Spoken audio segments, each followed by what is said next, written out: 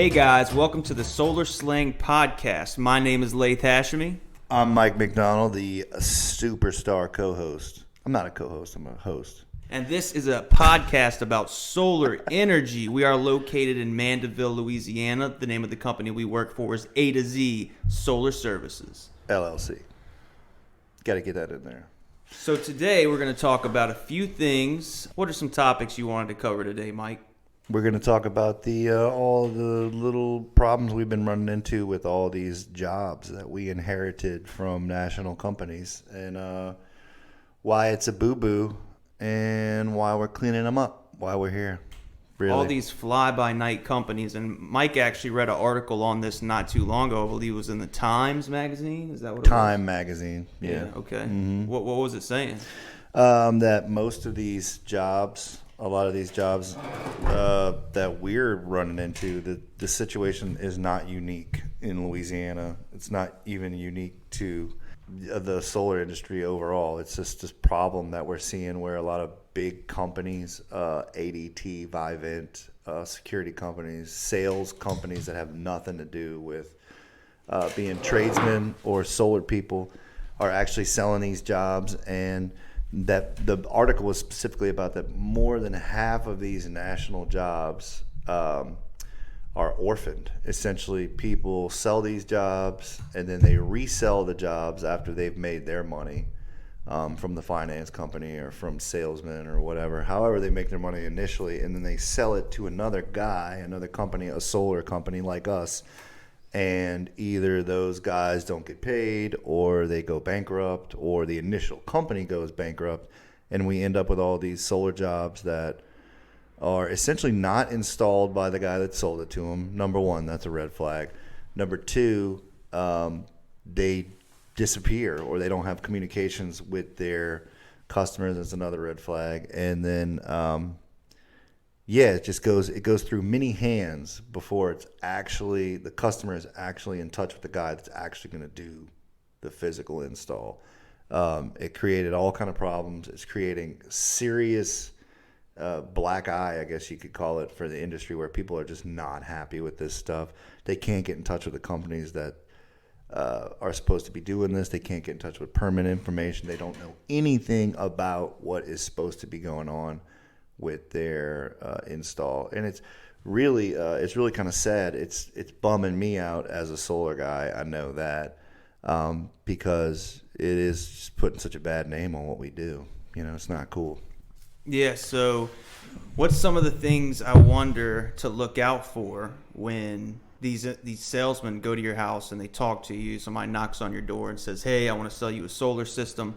One red flag to look at is double check their information. Double check. Yeah. For example, some of these companies that we've been finishing up for lately, they're like, well, the installer told us that we're going to have power when the grid's down during the day while the sun's out. And this is an accessory that Enphase has on their systems, which is the type of product they sold these customers. But unfortunately, without a certain device called a neutral forming transformer, that is not possible. Isn't that right, Mike? Yeah, absolutely. And they just simply were misinformed from the beginning. Most people, this is such a common problem in solar. Most people, when they have solar or some way to make energy at their home, they automatically think, hey, I'm going to have power when the grid's gone. And this should be cleared up right in the beginning when somebody sells you solar, or when someone even initially talks to you about it. If it's an initial consult, you're not even interested in buying it, you should be informed that without batteries or some type of generator, backup generator on site, you're not going to do anything. And solar is primarily, in most of these jobs that we're referring to, are just energy savers, just things to help people reduce their bills. These are supposed to be things to help people. And they simply weren't informed. You said it's something else to look for. I don't understand why all these companies are coming from national-based places and they're selling these jobs to these local customers. If you want to buy solar, look for a person that's in your backyard, in your neighborhood, somebody that's in your state at the very least, that can help you install it. It's just kind of sad. And then so those people, once they get the money from you, they don't need anything else from you, and they're on to the next one, and it's sad. And then people are a year out before they even get this stuff to help them save money. So I guess it's like just because it's a newer industry, it's the standard of salesmen that actually sell these products. They're not educated enough on these systems to be able to be telling you anything. And this is a problem with a lot of industries. Me and Mike are actually looking for another truck right now. And we were looking at trucks the other day, and the salesman, Mike asked him, like, hey, what model is this? What is the difference between this model and the base model? And he's like, well, I think it's this, and I think it's that. And Mike and me are just like, well, then why would I buy anything from you if you don't understand the product that you're selling? You don't even know what it is. And that applies to solar the same exact way. You have to know the product that you're selling. It doesn't make sense to sell something that you know nothing about. And these guys, they're just not, I don't believe they're educated enough. I believe that a lot of those salesmen did believe that these people would have power when the grid was down. Right. Because it's an accessory for an in-phase system to be able to do that. All you have to do is add a neutral forming transformer, which is about $2,000 material, and then probably another $2,000 in commissioning and labor. Exactly. Yeah. So you're probably looking at a $4,000 add-on to these systems. But I mean, it is possible, but unless an installer went through In-Phase University, they wouldn't know that, hey, this system doesn't work like this without the neutral forming transformer. And I know these salesmen did not go through In-Phase University. You can tell by what they told the people when they sold the systems. So. Yeah, absolutely. Also, I think a big problem is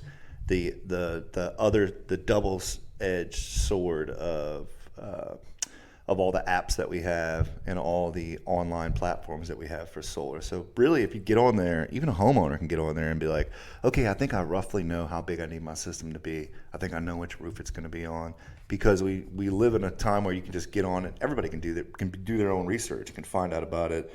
Even all the manufacturers and it gives a false sense of information and understanding exactly how this is going to work. All these salesmen are using the same kind of open source platforms like Open Solar and stuff like that, and they think they have good numbers and they have good information, when in reality, if the theory of operations is not there, it just simply isn't there.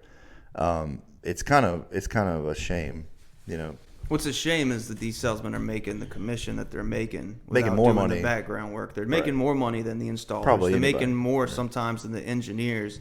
And they haven't done the background work to be able to sell these systems, and they're selling them left and right because people see, the savings that some people are getting in solar, and they're capitalizing on that weakness and saying, hey, I can make these customers believe that they'll get the same savings. So it's really a shame. Any of you large companies out there, you should be ashamed of yourself sending these salesmen door to door, trying to sell this stuff without being educated properly on the products that they're selling. Please, we have got to stop this as a norm in the solar industry. It has to be changed, and that's something me and Mike are trying to really do in our company, is capitalize on communication with the customers. Hey, we're going to explain to you that the amount of money that you sell back to the grid, the amount of power you sell back to the grid is not it's not the same as it's what not they're charging. Sold for the same amount that it's bought for. That's another standard that's been kind of passed over in sales, because it hurts the return of payback, it hurts the return of investment. It doesn't look good. Right, it doesn't look good. So most of these salesmen are just not even mentioning it. Like, hey, do you know that the net metering agreements now only pay you 3 cents per watt when you're paying, or kilowatt, and you're paying 13 cents per kilowatt hour. So that has to be communicated to these customers, and that's something we're trying to change, is communicating even the negative aspects of the solar industry, because it is still worth it. If you look at the payback rates, it's still a good payback, especially if you're looking at battery storage or anything like that. You don't have to lie to sell these systems. You can sell them. They'll sell themselves. I got customers that call me because they're so interested in solar, and I tell them the truth. I'm like, hey, the buyback rates aren't great with the energy companies, but it's still worth it. I can show you on paper how long it's going to take you to pay this thing off. Right. And a lot of people, you see all this like clickbait on the internet, and some of them even are generated by legitimate solar companies that are leading people to their sites, however they're doing it. But most of it is misleading and tells these people this is something that is going to do something that they don't believe. And we're essentially taking advantage of, I'll say we here because I'm part of it, I'm in it. We are taking advantage of people that are actually trying to do something good, whether it's as simple as they want to have home backup because they don't want to be scared during a storm because they want to have backup, or they want to lower their bill, or they're in it because of some, political philosophy where they think they're helping the government or they're helping the environment. All this being said, we're still at that point. You have an opportunity to be honest with the person and tell them what it really does. And until that's cleared up across the board with everyone, which is going to take forever, just like any industry, it's not going to be transparent all the way across the board. You're always going to need a knowledgeable guy to explain to you what that is. But at that point, if that guy's not knowledgeable and he misleads you, then you're never really going to know what it does, and you're not going to ever be able to achieve whether it's a backup or helping the environment or whatever it is you want to do.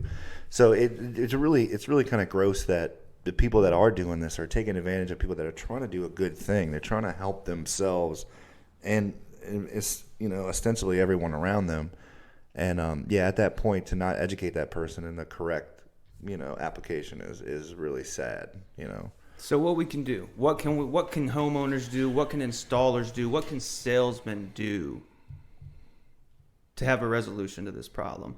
And I think the best thing to do would be take a pen and paper out, write down what he's telling you that this system can do.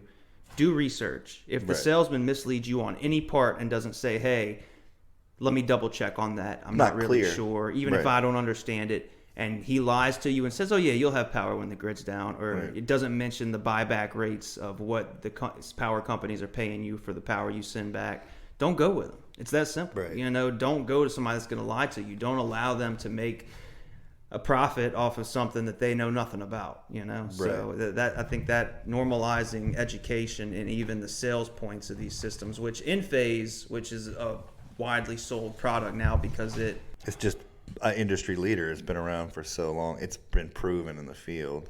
Yeah, but it also abides by all these new 2020 codes like rapid shutdown, such as Solar Edge. It's hard to find companies that really abide by that as strict as they're getting on it.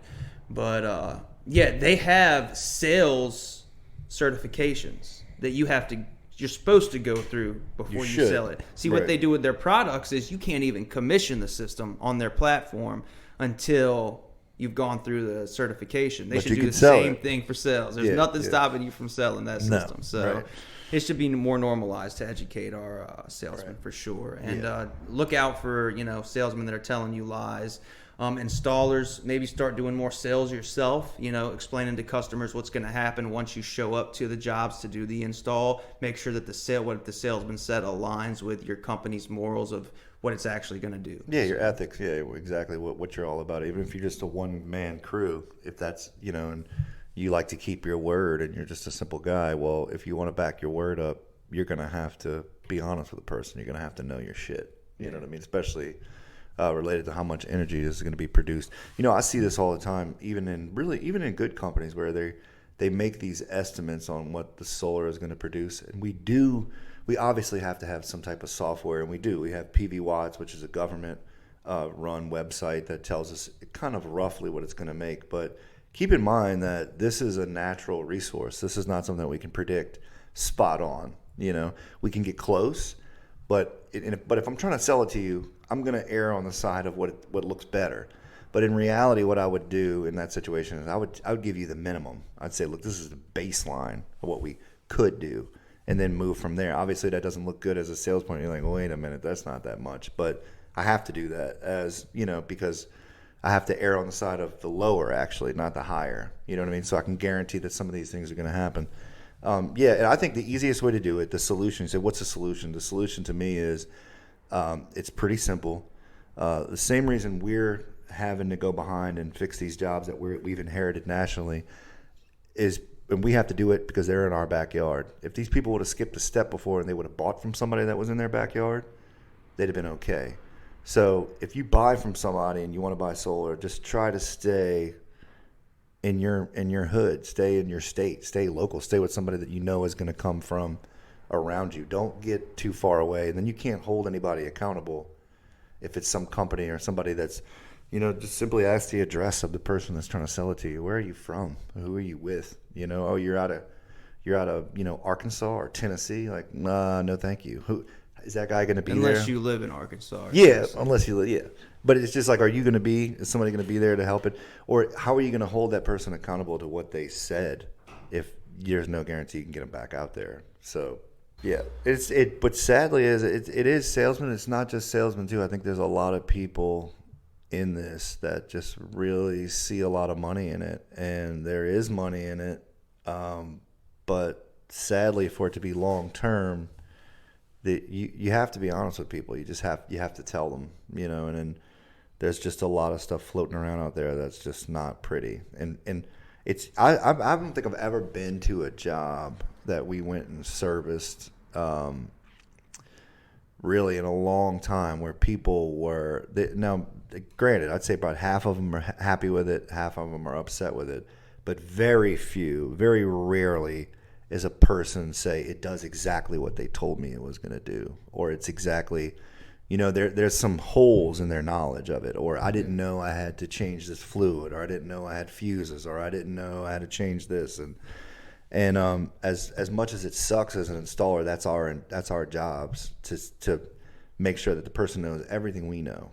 Yeah. And if you can't do a really good job of explaining it, then you probably should take a little bit of your own time to where you can make it simple to understand. Because if you're just going out there and just doing it, then yeah, it's going to come back around on you, and somebody like us is going to have to go out there and fix it. And most of the time, what we do is first thing we do with the customer is try to make them happy and be like, because we have to fix this whole situation where they have no clue what's going on, which is it's unfortunate. Which sometimes they're saving more than they realize. They weren't sold a bad system, but they should still realize what they were producing. Right. Yeah. But www.pvwatts.com is where you can go to double check these estimates, to run those numbers in a different platform and say, hey, this estimate I got from this solar company is close to what PV Watts is telling me it's going to produce. That's where you can also go and double check these numbers for homeowners and installers if you're just wanting to double check and see what a system's going to produce or what it should be producing when you're trying to service it. Go to www.pvwatts.com.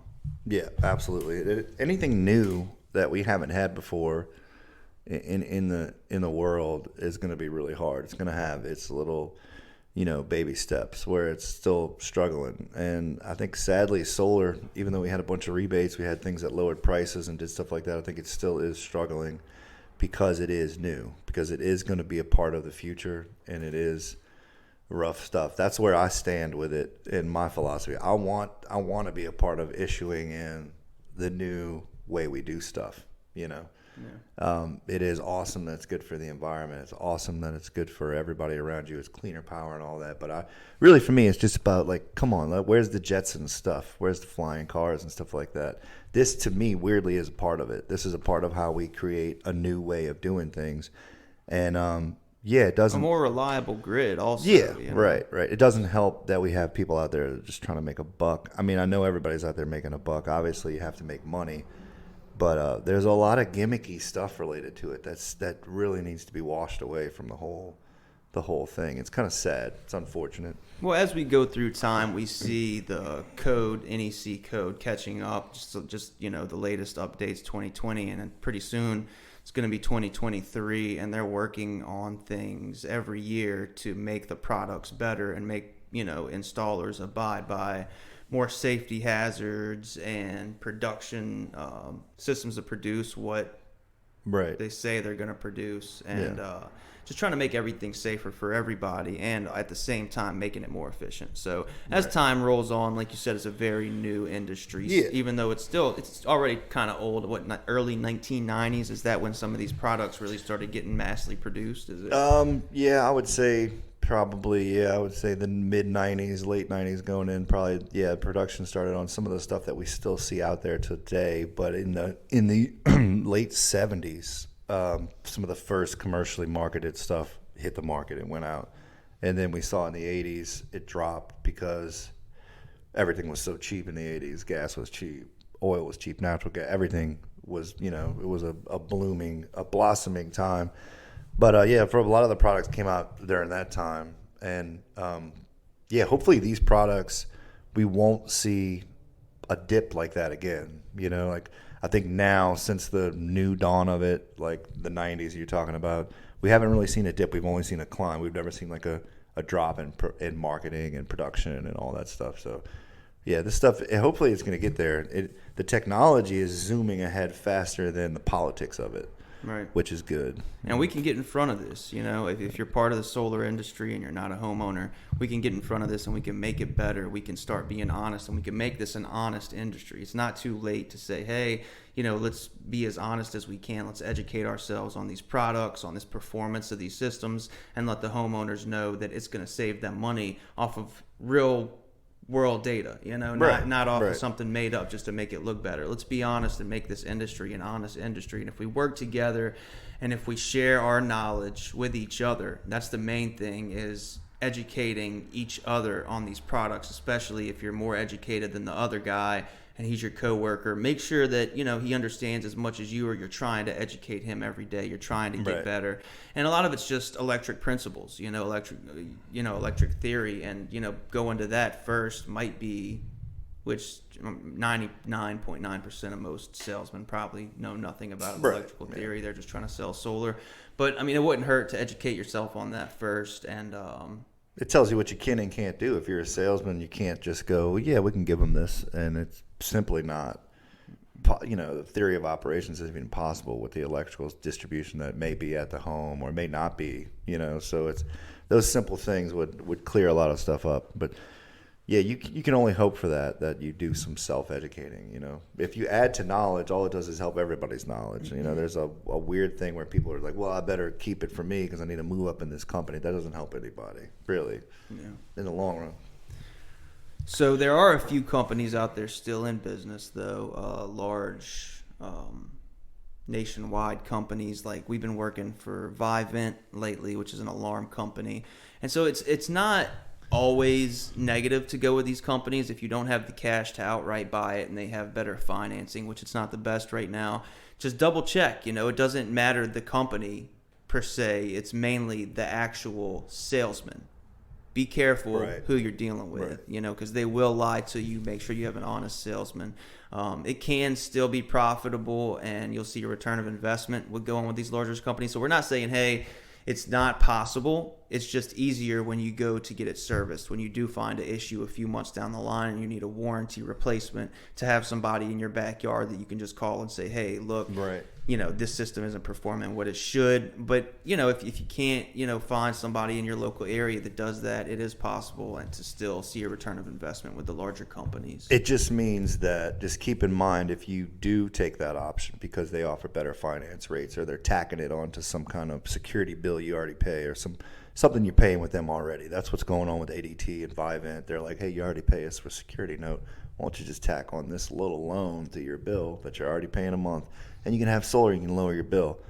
Now, at that point, if that's your best option, that's your only option, because you're locally it's too expensive because local companies don't offer financing or their financial rates are wrong. At that point, if you do decide that, just keep in mind you're going to have to advocate for your system. Now, what we're talking about is if you get a local guy, you get us, we're going to go through all the checks because we hold ourselves accountable to that. Now, if you get a national company, you go outside of that and you got a security alarm guy selling you solar, you're going to need to do all the checking. You're going to need to do all the stuff. That's the thing. It is possible. Just keep in mind that you're going to have to keep a watch on them and keep an eye on them, because trust me, once they make that sale, you're in the back of the list. You know. But if you stay on them and you educate yourself as a customer just a little bit about the way it should happen, then you can advocate for yourself and say, hey, no, I know this is wrong. And then you could prevent a lot of these things, these hiccups that a normal installer would do. But we recommend that if you do go with those people, just keep your eyes open and educate yourself as much as you can. And personally, you know, myself, I like to use local businesses just to stand behind smaller businesses, you know, see them grow. It's you know, it's not easy to start a business. So. Yeah, and then you also, in that way, so specifically to what we do, solar or any type of, you know, sustainable product, if you keep it in your local economy, it just became even more sustainable. It became even more green because less actual emissions are happening to get you that product. Less hands in the pot. Less hands in the pot. And not only does more hands in the pot mean it's going to cost you more, it also means it's going to have a bigger carbon footprint if more is having to happen for it to happen. Yeah. And if people are having to come from out of state and things are having to be shipped from further away and all these things. And then let's talk about the servicing of it. Let's say you do have a good national company that's going to be there and they're going to be on it. Well, how far are they coming from away? What's the impact of them fixing your system? Now, if a guy lives locally, a lot less of an impact to fix this. Now, I'm specifically talking about the environmental impact. And also, that directly affects the monetary impact, the amount of money it costs to get said work done. So it's not just more efficient for the product, the environment, it's more efficient for your pocketbook. Yeah. And when you go with a local company like us, like Mike has a really good singing voice, and exactly. he so you sings while he installs Mm-hmm. his solar. Yep. Sing that Shang song, Mike. Shang song. That's point. The little piece of it. God, I can't. If I don't, it's under copyright, so I can't just do it. You know what I mean? I can't just sing it. But yeah, absolutely. Yeah. And you. Our thing is like me and Laith were talking one time. We're like, what is it that separates us, like really? And if we have other companies around us, I'm not going to name them. If you know where we're at, we're in the New Orleans metro area. There's other companies. They're big, good companies, and they have sales forces, kind of stuff we were just ragging on. But some of them have good guys, And I said, I'm not going to name names, and they are big corporate. They have a corporate model. They're not a small business like we are. They're good people. And so we were having a conversation like, man, sometimes we have lulls. We're like, man, we can't sell these jobs. Or I was honest with that person. I know that got me out of that sale. He ain't buying that. Yeah, because we walk away and they go like, well, the other guy said, da-da-da-da. We're like, well, I don't know what that means. And we walk back to the truck, go like, yeah, that's not going to happen. Because the person realizes, oh, this isn't going to save me as much money or isn't. And that same day, I believe it was, that same customer, he walked away and we're like, what's the difference? The difference for us is that is our forte, is that we are going to be personable. Laith talks about me singing in the attic. Yeah, I'll be doing that. I'm going to be cool with the people. The people are going to get to know me. And by the end of it, hopefully they like us a little bit. Not that that matters to me. I don't need you to like me. But it's part of what we do. That is our benefit. That is our thing that makes us stand out, is our customer service. That's kind of a catch-all but that we're actually going to be cool with the people. We're actually going to be and if you got friendly. A problem, and if you have a problem, or if you have something, I'm really bad at this. This will slow me down on a job big time. If you walk up to me and you don't know the first thing about electricity, if you walk up to me on a job and you ask me to explain how something works, I'm going to sit there with you. I'm not just going to tell you what it is. I'm actually going to probably sit there and try to actually think. I'm going to need to believe that you get it. Yeah. And I'm going to keep trying to talk about it, because that is what we're trying to do. We're actually trying. I'm not just trying to put this on your house and actually save you money or help the environment. I actually want you to understand it, because I believe, maybe nobody else believes it, but I believe that if you can understand this, you'll be sold, and it'll help you save more money. It'll help you in general. It won't just be on your house. It'll change your impression of how our energy works. And I think once you make somebody aware of a thing, they know and they understand, and it helps everything. It's going to help the industry. It's going to help people with their understanding of their power, and I mean that's essentially what we do. Power as well. Yeah, it's going to reduce power. I know power. you've always said that one of your big things is being able to understanding it and paying attention to it. Once you make somebody aware of what's going on with their power and how much they're using. Right. You see a large reduction, and right. because they understand how to reduce, they understand how to save, they understand how to time their pool pump with their solar production, or any loads with their solar production, so they'll see more of a savings instead of selling back. Right. I wonder if other states, and this is completely off the subject, buyback rates are close to what our buyback rates are locally. No. I mean, you have what you said earlier isn't necessarily true. Like if utility is selling it for 13 cents a kilowatt hour. In some places, you do get 13 cents a kilowatt hour, depending on where you are, depending on your local utility contractor that offers you power in your area. Most of them, sadly, are going towards the reduction. Yeah, I'm sure they are. Yeah, but not all of them. So there are places where solar is still amazing. It's tit for tat. Whatever you charge, they charge you, they give it back to you. Now, is that fading away? I would say, yeah. I would say that's going by the wayside big time. So it has been a pleasure to sit here at this octagon table and talk about the old monkey pacoo. It's always a joy, guys. I'm Biden Harris. And I'm Harris Biden. And this was Solar Slang. Bang. Thanks for tuning in, guys. Chang. All made possible by A to Z Solar Services here in Mandeville, Louisiana. Peace. Later.